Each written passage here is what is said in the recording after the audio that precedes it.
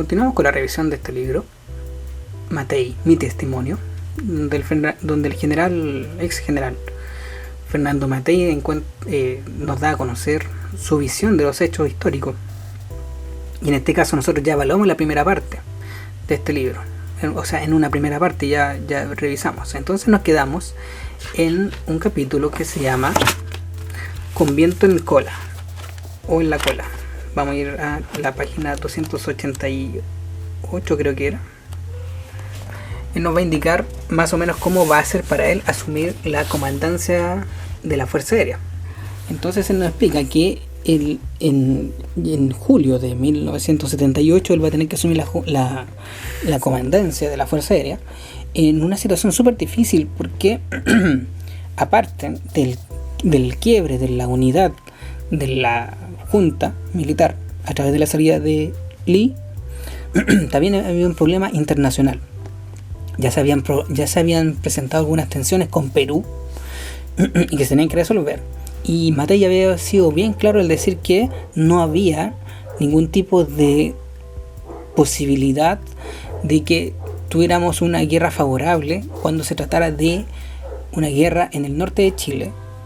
Pero aún así, por el hecho de la cantidad de tanques que teníamos y el extenso territorio que hay en el norte de Chile, el límite norte. Pero también a él le va a tocar ahora, a partir de su función de comandante en jefe, a partir de 1978, asumir otra crisis, la crisis con Argentina. Y esta crisis es más terrible todavía, porque hay una situación de tensión. Aquí Argentina deseaba esta guerra, quería pelear esta guerra, quería lograrlo, porque era una victoria asegurada y una victoria política también para la dictadura argentina que en ese momento estaba gobernando el país.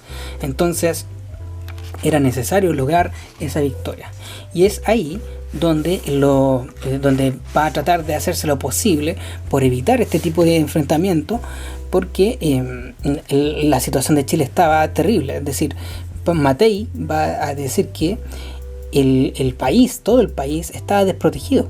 O sea, no había tecnología para detener a los argentinos, ni tampoco para detectar el ingreso de los argentinos. Además que si hubiese, y nosotros mandásemos los aviones que teníamos, los aviones más avanzados que teníamos eran los Hawker Hunter. Y estos Hawker Hunter tenían un problema, no tenían repuestos. Entonces bastaba con que uno tuviera un problema mecánico y hasta ahí nomás llegaba esa unidad, ese avión. Entonces la cantidad de aviones era limitada. Y no solamente eso, también hay que entender que no todos los Hawker Hunters funcionaban. Había unos que estaban detenidos, por lo tanto había una docena, según Fernando Matei, había una docena disponible. Solamente una docena, 12, para un límite, una línea limítrofe de 4.000 kilómetros, casi, o 3.000 kilómetros. Entonces era demasiado. Y por otro lado, suponiendo que lográbamos destruir bien los Hawker Hunter a lo largo de la extensa frontera con Argentina, teníamos un problema, nos faltaba munición. De hecho, es el mismo Matei el quien nos va a contar en la página 283 una anécdota. Ya hemos visto que faltaban aviones de combate, también armas y munición. Claro que sí, pero reciclamos todo lo que teníamos. Por ejemplo, utilizamos las ametralladoras de aviones dados de baja, pesadas y grandes, como material antiaéreo. También hablé con la gente de FAMAE y les pregunté si podían transformar bombas de mortero de 6 o 7 kilos de peso en bombas aéreas. Me dijeron que no, porque como la espoleta no funciona al lanzar la bomba desde el aire, tenían que diseñar una especial. Contacté entonces a Carlos Cardoen, quien rápidamente diseñó una espoleta y una bomba, y a los 15 días llegó hasta mi oficina en el Diego Portales con una maleta. La gente de seguridad lo paró, por supuesto. ¿A dónde va, señor? Vengo a ver al general Matei. ¿Qué lleva en esa maleta? Bombas. Imagínense la que se armó. Prácticamente tuve que bajar a buscarlo. Y era cierto, llegó con 14 bombas. De inmediato pedí un helicóptero y volamos hasta Peldehue a fin de probarlas. Como todas funcionaron bien, después de hablar de precios, le encargué 22.000 para antes de ayer. Me preguntó para qué las quería y le contesté para joder. Por eso Carlos Cardoen les puso la PJ1. PJ, para joder. una bomba que se conoce en todas partes como la PJ-1. Luego de esa anécdota, Matei dice que la guerra no la iba a ganar Chile, o sea, Chile no tenía posibilidades de ganar esa guerra. Pero sí había que mostrar entereza como gobierno, a pesar de que sabía que no se iba a ganar la guerra, ante esta posibilidad, hasta ante esta amenaza había que mostrar entereza, no cobardía, no arrancar como gobierno, no mostrarse de inmediato a negociar cualquier cosa, sino que entereza. Y también había que mostrar, aparte de entereza, defensa, para evitar que Perú se sumara más tarde, porque si se mostraba debilidad en este momento, si Argentina, si íbamos a los argentinos y le decíamos ya, ¿qué quieren? Para no iniciar una guerra, lo más seguro es que Argentina va a decir no, queremos una guerra, y de inmediato se va a juntar después con Argentina para hacer una guerra de dos frentes. Entonces había que mostrar entereza como gobierno, y ahí es donde el gobierno se mostró dispuesto a movilizar tropas, preparar las defensas, armar un ejército, armar un sistema de la marina, mandar aviones a volar a distintos lugares, sacar fotos, crear inteligencia. Entonces, acá dice que Matei indica que Pinochet fue quien logró decidir el secretismo de la situación, calmar a los exaltados, equilibrar los movimientos con las finanzas y mantenerse sereno. Para Matei, esto le ganó la admiración, porque en ese momento era muy crítica la situación. Y por ello Matei dice que con todas las cosas que se le pueden retractar a Pinochet, sí hay una cosa que se le puede fundamentar en esta situación de 1978-79, en esta casi guerra con Argentina, que fue el temple de Pinochet de no masificar la crisis, de mantenerla en secreto, de no llevarla a la población. ¿Para qué? Para que así se pudiese establecer una red de decisiones apropiadas. Si se lleva esto a la gente va a empezar a presionar. Uno puede manipular la opinión de la gente haciendo que los argentinos queden como malos, y así uno movilizar más gente todavía que quiera defender Chile. Pero la situación era tensa y difícil, la visión de la perspectiva que hay de la dictadura era bastante terrible. Entonces no era una situación apropiada llevarla a la gente, y por lo tanto Pinochet se mantuvo siempre sereno y mantuvo en secreto esta situación. ¿Qué es lo que va a ocurrir? Va a ocurrir que después va a haber un día en que ya la situación era tensa, faltaban horas para que comenzara el primer enfrentamiento entre Argentina y Chile, y ahí es donde se llevó a acuerdos en los cuales se solicitó ayuda a el Papa y también a la Reina de Inglaterra. Entonces, ¿qué es lo que principalmente se hizo? Se aprovechó que el Papa necesitaba conseguir algunos beneficios de los argentinos, y los argentinos también conseguían algo del Papa. Entonces, al parecer hubo una negociación ahí que permitió que Argentina depusiera las intenciones de armar una guerra. Ahí comienza después Matei a asumir el control completo de la comandancia de la FACH, y lo primero que hizo Matei fue despolitizar a la FACH. O sea, para Matei lo importante es que ya se entendía que había que se hablar de política y que se llegara al debate, pero las posiciones políticas no podían gobernar las decisiones militares que habían dentro de la FACH, y por lo tanto él se encargó de acabar con que las decisiones militares se tomaran con la política como conductor. Entonces, ¿qué es lo que hizo? Fue principalmente despolitizar, evitó que se hablara de la política dentro de la FACH, y mantuvo a los altos mandos en un ámbito de lo militar, evitando su integración a lo político nacional. ¿Por qué? Porque trató de mantener alejada a la FACH de los puestos de gobierno que se le ofrecían a ciertos militares para mantenerse en el gobierno. Y aquí es donde Matei va a empezar a buscar una forma de solucionar el problema que tenían con los repuestos de los Mirage, o sea, de los Hacker Hunter, porque los Hacker Hunter eran ingleses.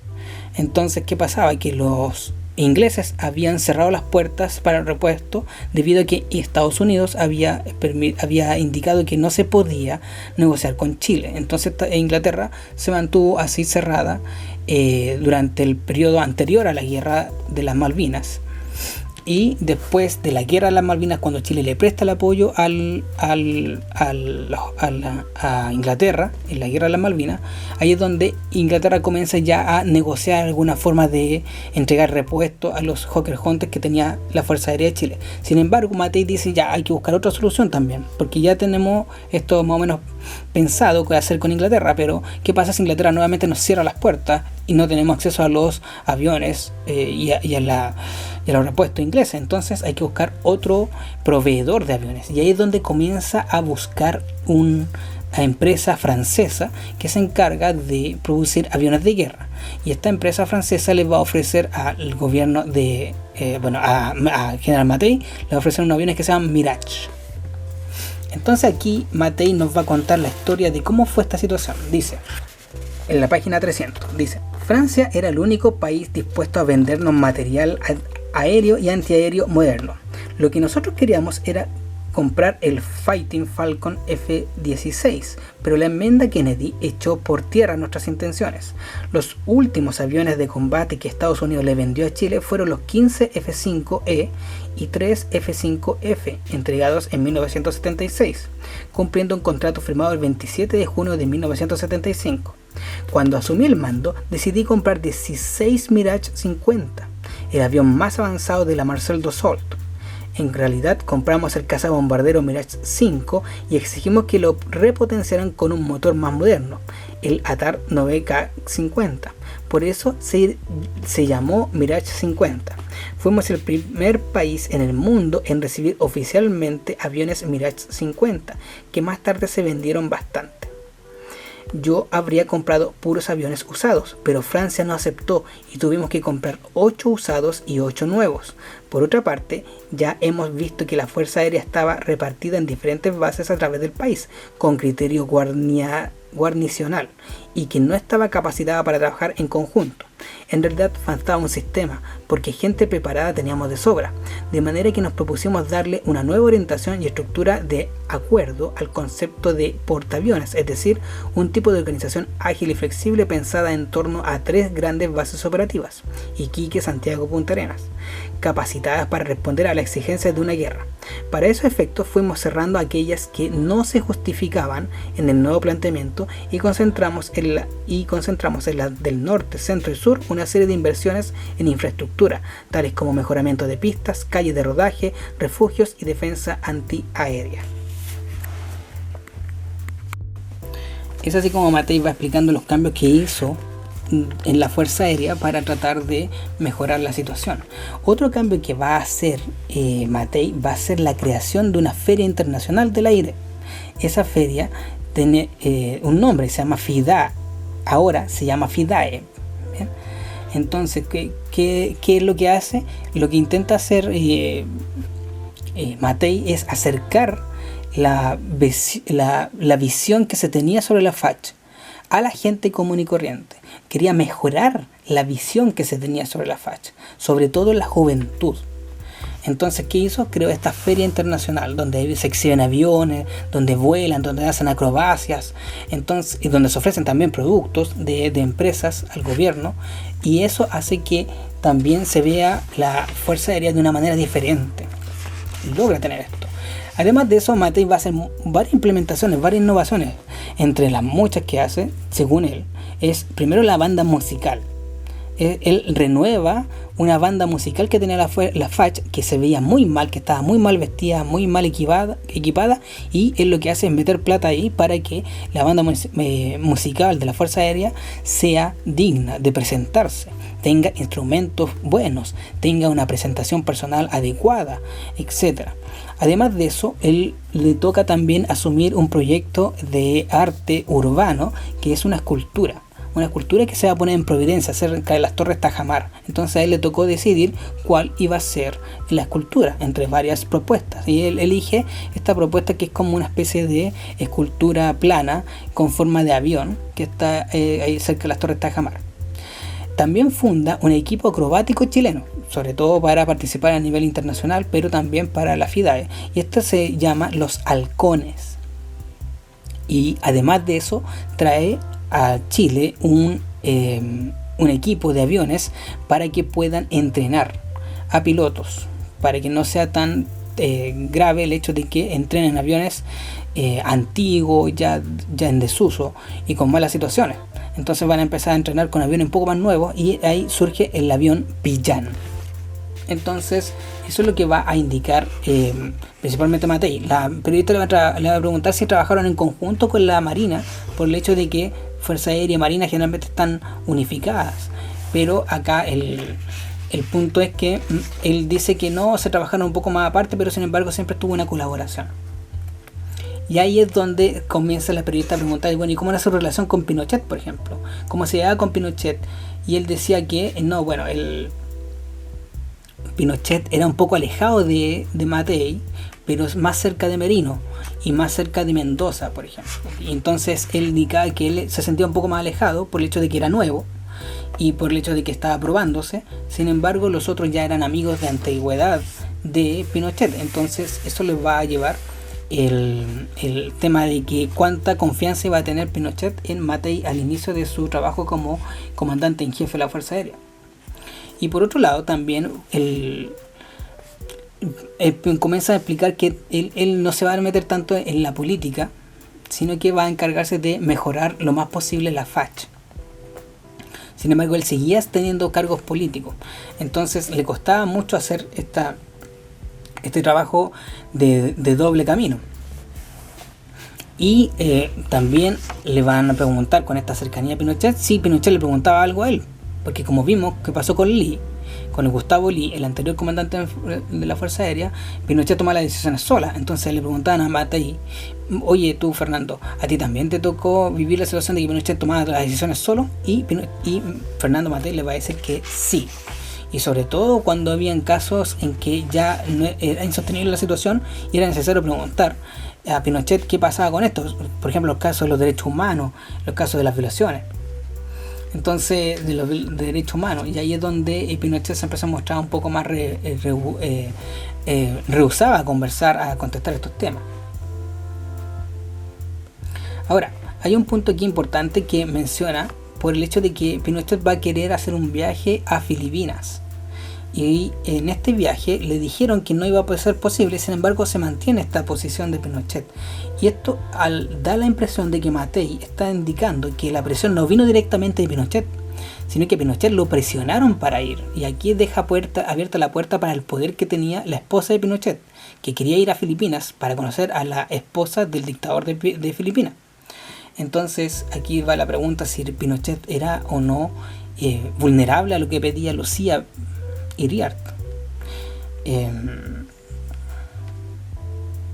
Entonces ahí dejan abierto esa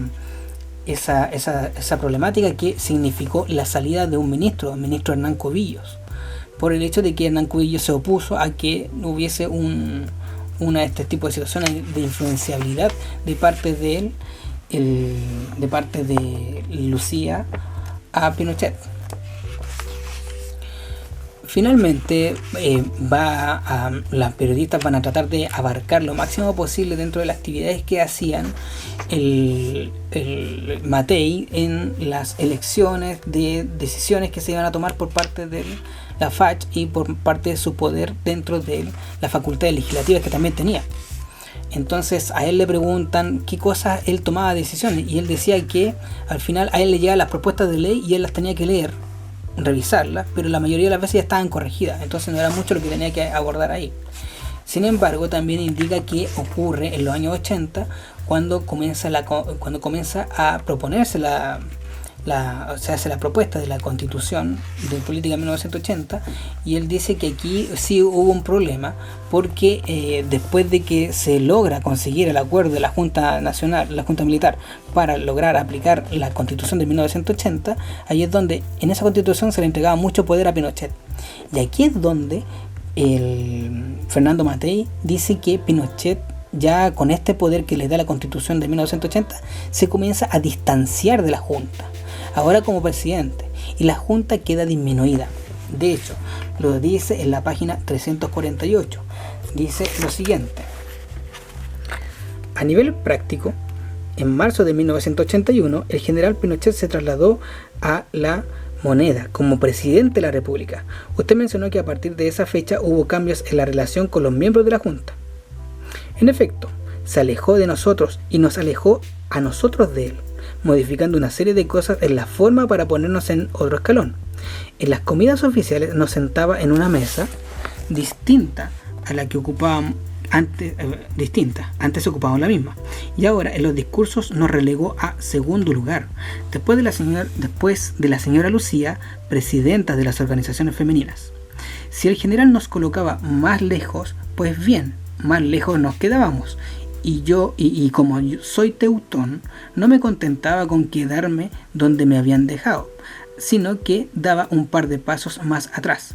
En el plano militar hizo lo mismo. Varias veces al año reunía a todos nuestros oficiales y tropas, y sin invitarnos al almirante y a mí. En otras palabras, los comandantes en jefe no sabían lo que conversaba el general Pinochet con sus propias fuerzas. A Merino esto no le importó, porque era amigo suyo, pero a mí me molestó. ¿Nunca le expresó su malestar al respecto? Poco sacaba con el hecho de que no me gustara, porque era un fact of life, una realidad. No iba a armar un problema por eso. Uno debe saber cuándo es aconsejable callar. Ahora lo encuentro como anécdota, pero pienso que no le hizo bien al sistema.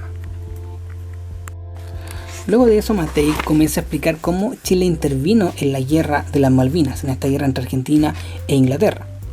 Y aquí es cuando, en este momento es cuando, en estas páginas, cuando Matei explica que hay una situación, que es que cuando Argentina invade las Malvinas, los ingleses conversan con él, con Matei, buscando formas de colaboración. Para la Junta, evitar un triunfo argentino era necesario, ya que el siguiente lugar al que atacarían sería obviamente Chile. Entonces la idea era evitar que Argentina ganara a Inglaterra esta guerra, y por lo tanto Chile le dio el apoyo a Inglaterra para que iniciara esta batalla.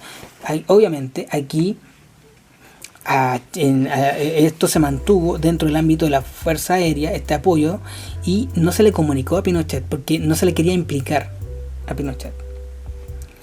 Bueno, entonces después con esto ya iban a cambiar la relación entre Inglaterra y Chile, y Inglaterra le iba a pasar de alguna manera algunos repuestos para los aviones, y de hecho Matei iba a viajar a Inglaterra, y ahí es donde también le permiten volar un avión que es el Harrier, este avión que tiene un despegue vertical en los años 80. Entonces aquí podemos sumar otro avión más que maneja Matei, que es el Harrier. No nos dice exactamente si manejó los Mirage 50, pero nos queda claro, y aquí explícitamente nos dice que Matei logró volar el Harrier. Bueno, también explica cómo vivió la crisis de 1983, cuando ya comienza el caos económico, y él dice que ya la situación se estaba volviendo súper tensa. Lo mismo pasaba con los crímenes que habían, las matanzas que habían algunas personas por parte de fuerzas represivas y fuerzas especiales. Entonces él dice que en estas situaciones no tenía mucho que hacer con respecto a ese tipo de actividades, solamente manejaba su ámbito de la facha, y esto lo llevó a estar en desacuerdo con algunas cosas que sucedían y asegurarse que no sucediera con la facha, de que el personal de la facha no se viera implicado en este tipo de situaciones. Entonces aquí va a llegar, después de las protestas, después de la crisis vienen las protestas, y después de las protestas vienen los acuerdos nacionales para establecer ya una salida democrática al periodo de la dictadura. Y aquí es donde Matei va a entrar en contacto con alguna parte de la oposición para determinar cuáles son los seguimientos que propone la oposición. Entonces él indica que Matei indica que hay una situación súper fuerte que tiene que ver con el general que, como Pinochet se volvió presidente, hubo un general que se convierte en el representante del ejército, no el comandante en jefe, sino como representante del ejército en la Junta, y ese general se llama General Benavides, César Benavides. Entonces esto tiene que ver principalmente por el hecho de que Pinochet no quería soltar al ejército y se quería mantener como presidente, pero también como comandante. Entonces el tema va en que aquí ya comienza Matei a decir que Pinochet comienza a cambiar y comienza a ser más manipulador de su poder, se empieza a alejar. Entonces, ¿cuándo comienza el punto? ¿Cuál es el punto de inflexión? Cuando Pinochet despide, o sea, saca de la representación del ejército al César Benavides para poner a Julio Canessa. Es decir, que comienza a sacar a algunos que son más díscolos con sus decisiones y comienza a poner gente fiel. Y eso va creando un ambiente un poco más tenso. ¿Por qué? Porque el día en que sacan a Benavides de la representación del ejército, Pinochet aprovecha de plantear una solución al aislamiento político que progresivamente sufrió el gobierno, tomando como ejemplo la declaración judicial de la Junta Militar Argentina. Es decir, comienza ya Pinochet a tener una idea de que quizás este es el momento de darse cuenta de que no van a estar para siempre en el poder y que es necesario comenzar a buscar la manera de comunicarse con el resto de las personas. Y aquí es donde el discurso de Pinochet va a cambiar, porque si bien Pinochet necesita mantenerse en el poder, lo va a justificar a través de la idea de que hay una guerra, de que están en guerra contra alguien. Entonces aquí es donde vamos a citar la página 376, que dice lo siguiente. En la página 376 dice: es decir, estamos hablando de una reunión de la Junta ampliada a los integrantes del gabinete. Así fue, el general Pinochet abrió la sesión diciendo: Sinclair lea el documento. Y este empezó explicando que se trataba del alegato final del almirante Massera, un almirante argentino, ante los tribunales argentinos que lo estaban enjuiciando por la guerra sucia desatada contra los subversivos. Massera sostuvo que la lucha antiterrorista que ellos habían librado contra la guerrilla fue una guerra justa, que la habían ganado y que, de no ser así, los jueces que lo estaban juzgando habrían sido sustituidos por truculentos tribunales populares. Se quejaba amargamente de que en vez de aplaudir a los integrantes de la Junta como héroes por haberles dado a Argentina la única victoria del siglo XX, se los estaba condenando a pasar el resto de su vida en una celda oscura. Y agregaba algo así como: aquí estoy condenado porque ganamos la guerra de las armas, pero perdimos la guerra psicológica. Los vencedores son juzgados por los vencidos. El general Sinclair leyó estas palabras sin informar su procedencia, pero yo las había visto esa mañana o un par de días antes en el Mercurio. ¿Qué pasó después? Cuando Sinclair concluyó, el presidente tomó la palabra y repitió: señores, nosotros ganamos la guerra de las armas, pero estamos perdiendo la guerra psicológica. Esto es lo que nos pasará a todos nosotros si la perdemos. Entonces pedí la palabra y le dije: presidente, eso fue lo que dijo el almirante Massera, pero falta la contestación del juez. Los habrían celebrado como héroes si hubieran entregado a todos los subversivos detenidos a la justicia, en vez de mandarlos a centros de tortura y de muerte. Indignado, el general Pinochet me contestó: lo que pasa es que aquí hubo una guerra. El general Benavides y yo estuvimos en esa guerra. Permiso para retirarme, le respondí, porque yo no tengo conciencia de haber estado en una guerra. Al parecer, soy el único que está fuera de lugar acá. La verdad es que el presidente no salía de su asombro, y Bruno Seibert, o como se diga, abrió los ojos, que de por sí los tiene grandes, espantado. Lo que más desconcertó al general Pinochet fue mi tranquilidad, porque yo no había levantado la voz en ningún momento, y me pidió disculpas por haberme ofendido cuando era yo el que me había sobrepasado. Y para rematar las cosas agregué: muchas gracias a mi general, pero quiero comentar que esto que acaba de decir usted sobre la guerra psicológica. De acuerdo con Clausewitz, la parte militar de una guerra es definitoria, pero toda guerra es política en esencia. A su vez, como la parte psicológica constituye uno de los elementos fundamentales de la política, decir que está perdiendo la guerra psicológica equivale a afirmar que se está perdiendo la guerra en general, lo cual es grave. Concuerdo con su apreciación entonces, pero el problema es más grave aún. Con eso puse a todo el mundo en órbita, por supuesto. ¿Cómo reaccionaron el resto de los asistentes? Hubo algunos comentarios ambiguos que no recuerdo. Más tarde, sin embargo, el general Enrique Escobar, ministro de Transporte, el único otro aviador que estaba presente en la oportunidad, me contó que había estado pensando en cómo proceder si yo me retiraba de la sala. Lo único que se le ocurrió pensar en ese momento fue en el problema de irse o quedarse. No crean que me siento orgulloso de mi actuación, pero le estoy contando todo lo sucedido en esa reunión, incluyendo los malos pasos personales. Si yo no quería pelear con el general Pinochet. Fue una reacción impulsiva por habernos leído esa tontera del almirante Massera, a quien no considero precisamente una persona digna de ejemplo. Hay dos cosas que siempre me han molestado. Primero, que me empujen a hacer alguna cosa, o que traten de comprometerme por lealtad o por fe ciega sin que yo mismo me haya comprometido previamente en términos intelectuales. Yo no tengo fe ciega, benditos sean los que la tienen, pero yo soy un crítico horrible. Lo segundo es que hace muchos años dejé de creer en el viejo Pascuero. Por eso, cuando tratan de meterme el dedo en la boca, muerdo. Y muerdo fuerte para que nunca se olvide. A veces reacciono más allá de lo aconsejable y después me digo, no estuviste bien, Fernando, ¿para qué hiciste eso? En la página 378 dice, a su juicio, ¿qué pretendía el general Pinochet con esa reunión? Estaba preocupado por la falta de apoyo político del gobierno. Básicamente a esas alturas, fines de 1985, ya percibía que estaba perdiendo la guerra psicológica, pero no se había dado cuenta de que la guerra es una sola. Siempre me habían molestado las exposiciones del general Humberto Gordon, en ese entonces director de la CNI, cuando informaba sobre la situación política, pues se refería a la oposición usando el término enemigo, como si se tratara de una apreciación bélica. Y se hablaba de que la iglesia había hecho esto, los comunistas esto otro, y la democracia cristiana otro tanto. Más de una vez expresé mi molestia por el hecho de que se calificara a todos los que no estaban totalmente a favor del gobierno como enemigos, porque al ponernos a todos en el mismo saco, lo que estábamos haciendo en la práctica era juntarlos a puntapiés. No fue en esta reunión, pero un día le pregunté al general Pinochet, ¿con quién se quedará usted? Tal como va con una minoría. Es usted quien está armando a la oposición y la está juntando.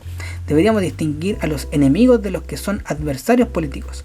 Pero tosudo como era, cuando volvimos a encontrarnos me leyó la definición de ambos términos según la Academia de la Academia Española y concluyó que enemigo y adversario era lo mismo.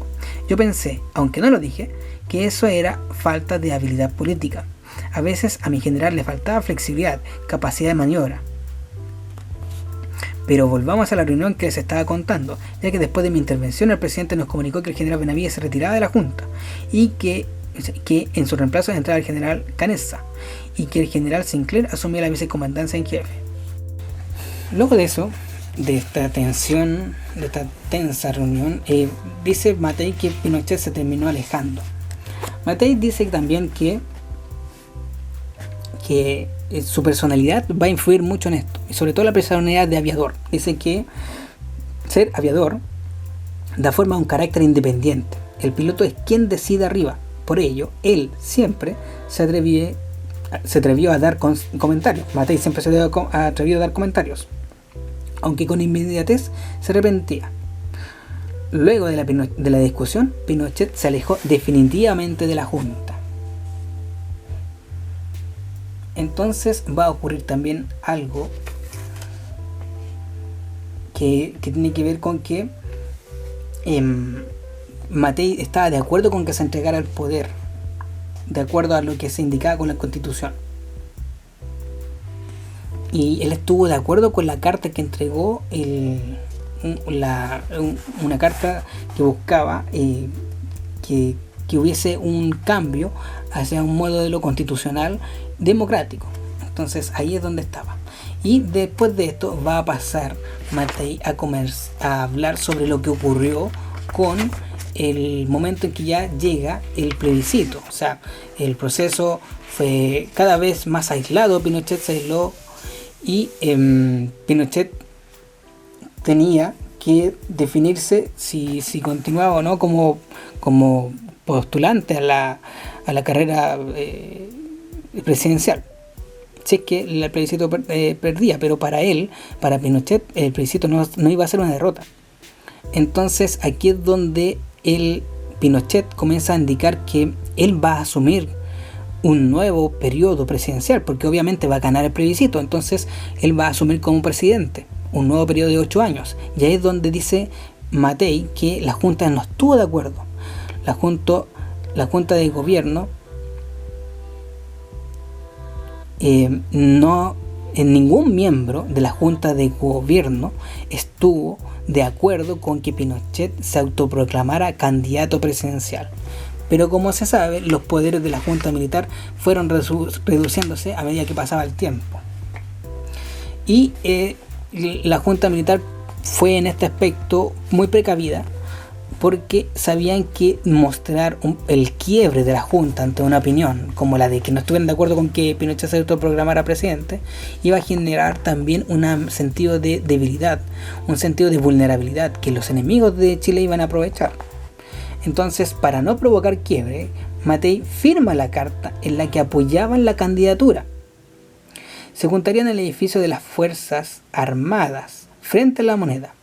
Llegan los tres y Pinochet llega caminando desde la Moneda con la idea de que él va a ser elegido presidente con este plebiscito.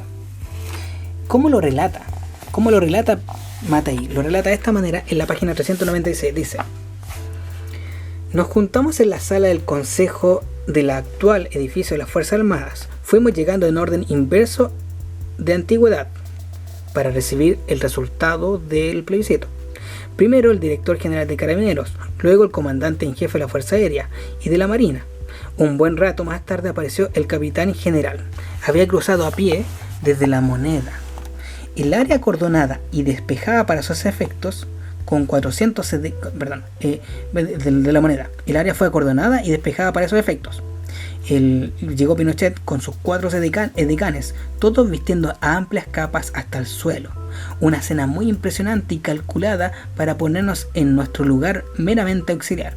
Mi general Pinochet se sentó en la cabecera, el almirante Merino y el general Stanche a su derecha y yo a su izquierda. Al otro lado de la mesa estaba el general Enrique Montero, quien ofició de secretario. ¿Cuál fue el contenido de la reunión? Lo primero que le planteamos al general Pinochet fue que debía quedar expresamente claro que las Fuerzas Armadas y de Orden se mantendrían al margen de toda injerencia pública en el desarrollo de la campaña electoral y que ésta se realizaría solo con los elementos de que disponía el gobierno. Por su parte, el general Stanch expresó la necesidad de terminar a la brevedad con el problema del exilio y que a su juicio había que mejorar la campaña, evitando que se involucrara en ella el Ministerio de Interior. El presidente argumentó que las autoridades militares que ocupaban funciones de gobierno, como intendentes, gobernadores o jefes de servicio, tenían la obligación y el derecho de mostrar la obra gubernativa. Esto lo aceptamos, pero con la expresa salvedad de que no debía comprometerse las Fuerzas Armadas y de Orden en un terreno que les era ajeno. Las Fuerzas Armadas no se juegan como tales en la contienda electoral. Fue el acuerdo alcanzado en ese punto.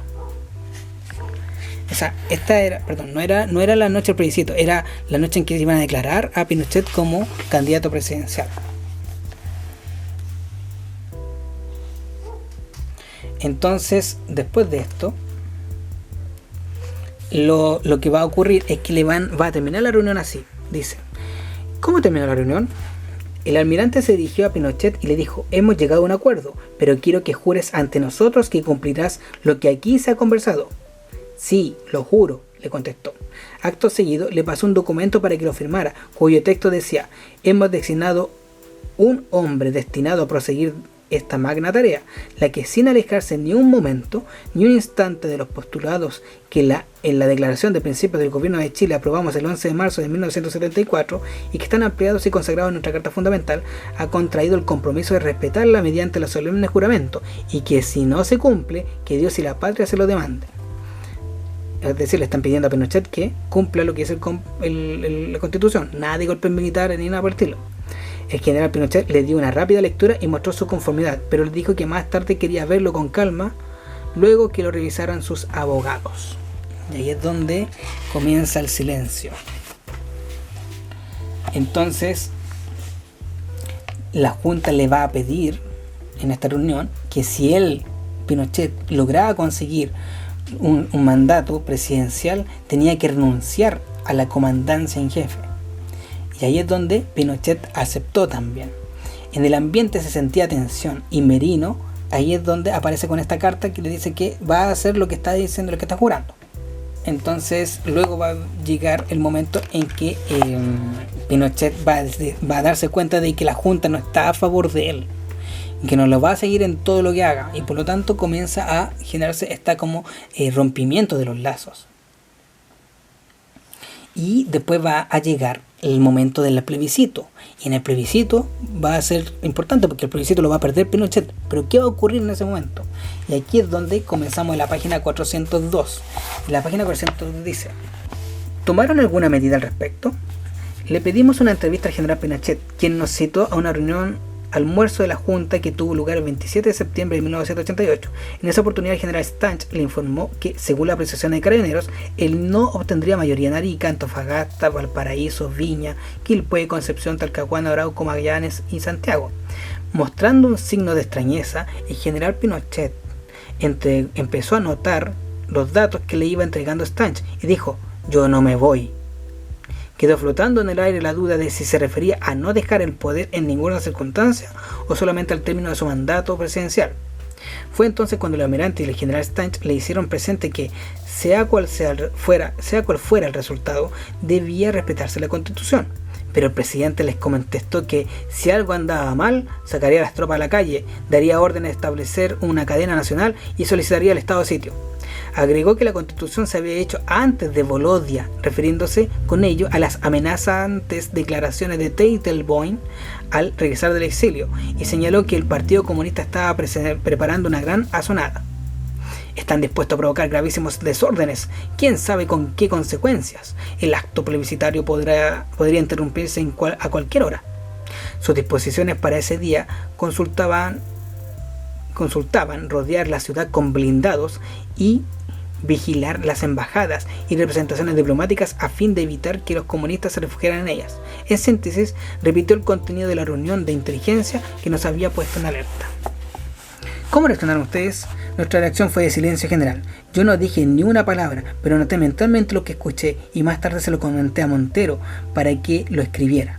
Creo que los demás consideraron esto como una bravata del presidente, quien, lejos de sentirse incómodo, nos citó a otra reunión para el día antes del plebiscito. ¿Y la hicieron? Sí, regresamos a la moneda el 4 de octubre. Antes de almorzar, el presidente nos invitó a visitar la instalación de computación dispuestas en el subterráneo del Palacio Presidencial. Un coronel nos explicó la forma en que funcionaría la recepción de cómputos al día siguiente, asegurándonos que el sistema garantizaba una visión muy rápida de los resultados y de la tendencia final. Aproximadamente una hora después de cerrar las primeras mesas. Entonces va a continuar Matei implicando qué pasó cuando ya aparecen este día 5 de octubre las primeras cifras de que el gobierno había perdido el plebiscito y qué va a pasar con Pinochet. Entonces le van preguntando cómo se vio y él decía que él no estaba tan al tanto de lo que estaba sucediendo, pero sí, después de eso él va a reunirse junto con otras personas más a una reunión que iba a generar que el general Pinochet iba a armar esa noche para hacer la celebración. Entonces dice aquí Matei, en la página 400 dice: ¿quién asistieron a esa reunión? Estaban los comandantes en jefe, el director general de Carabineros, el representante del ejército en la Junta, general Humberto Gordon, el ministro del Interior, Sergio Fernández, el ministro secretario general de la Presidencia, Sergio Valenzuela.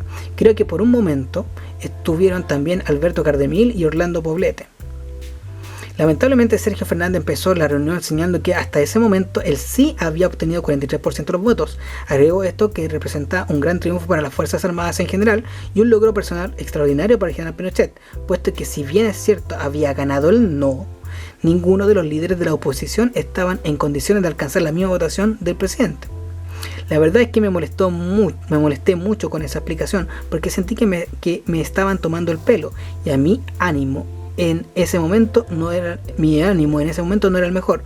Reconozco que fui un tanto sarcástico, pero interrumpí abruptamente a Fernández y le dije: ¿por qué no manda a buscar una botella de champán entonces y celebramos juntos? Refiriéndose a la derrota que hay con respecto al resultado del plebiscito. Continúa Matei explicando lo que sucedió esa noche. Entonces dice que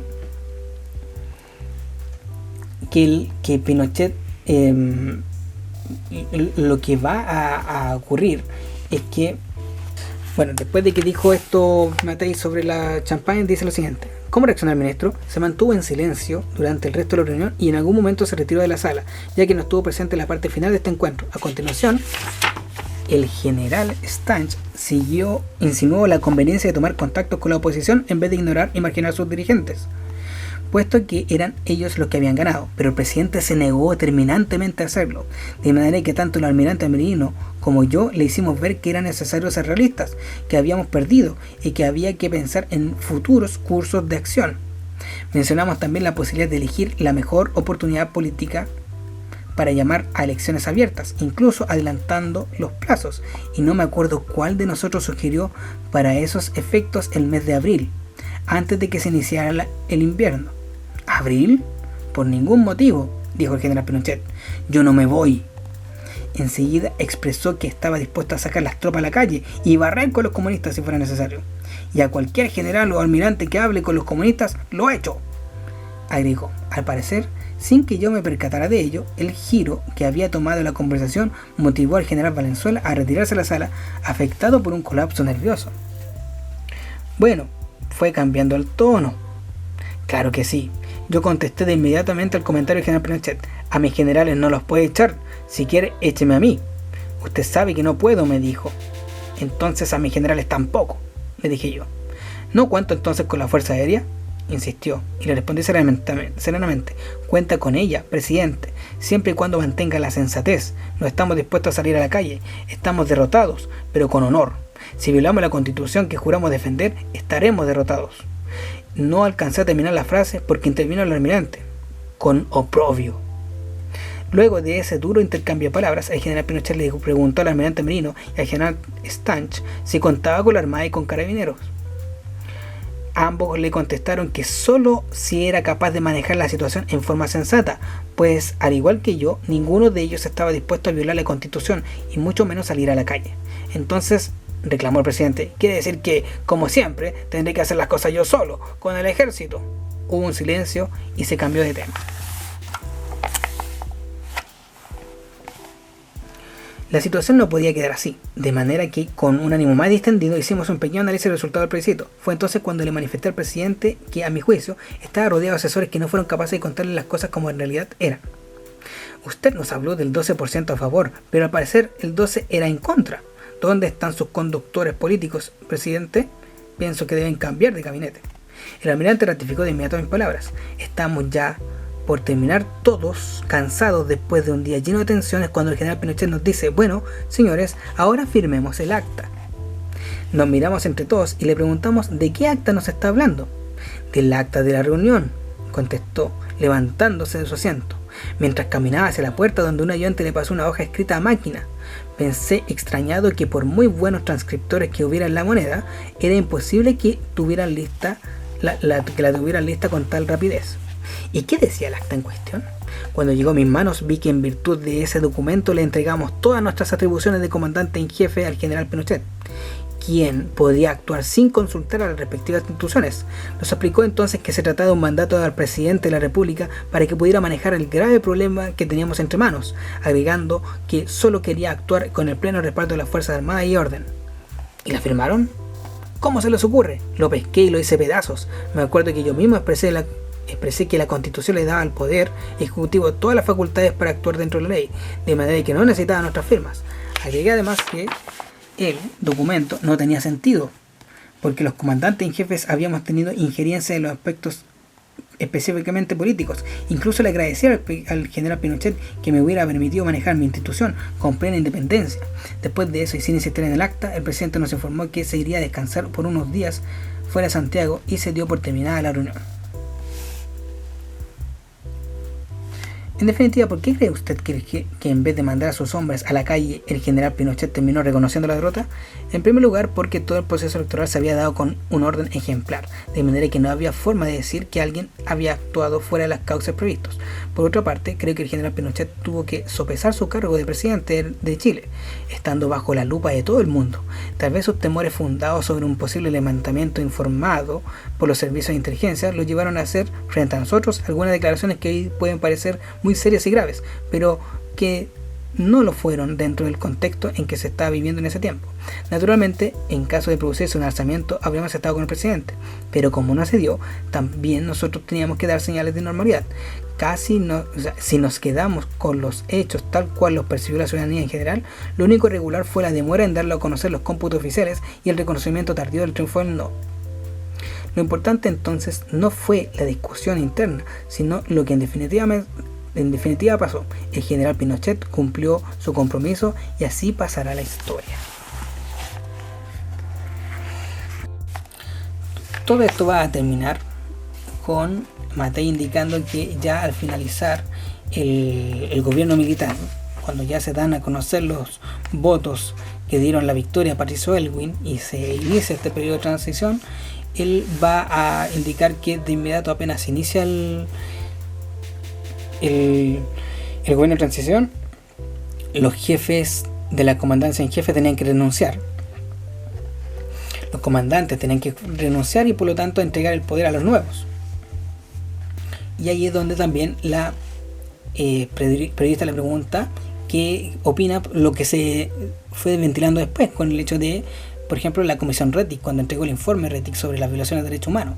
Entonces ahí es donde él dice que, bueno, lamentaba lo sucedido, que la situación, al menos a él le daba un poco de gratitud, le causaba un poco de felicidad el hecho de que al menos la Fuerza Aérea no estuvo involucrada principalmente en estos delitos, y que al menos en su mando la Fuerza Aérea no estuvo involucrada en estos delitos. No así lo que ocurrió antes, por ejemplo, los helicópteros que mandaban, que tiraban gente en el mar, o la participación de la Fuerza Aérea en el traslado de las fuerzas del ejército, sobre todo el general Stark en la caravana de la muerte, etcétera. Entonces, uno de los principales aspectos que se pone aquí en parte de Matei es el hecho de que haya modernizado la Fuerza Aérea y que la haya traído y haya convertido la Fuerza Aérea en un símbolo de las fuerzas armadas de Chile y en un símbolo positivo, por el hecho de que se mantuvieron siempre cuidadosos de lo que hacían, modernizaron a la Fuerza Aérea y lograron entregar una defensa apropiada para el país. Y finalmente así termina este libro, que es Matei, mi testimonio. Bueno, espero que se encuentren muy bien. Adiós.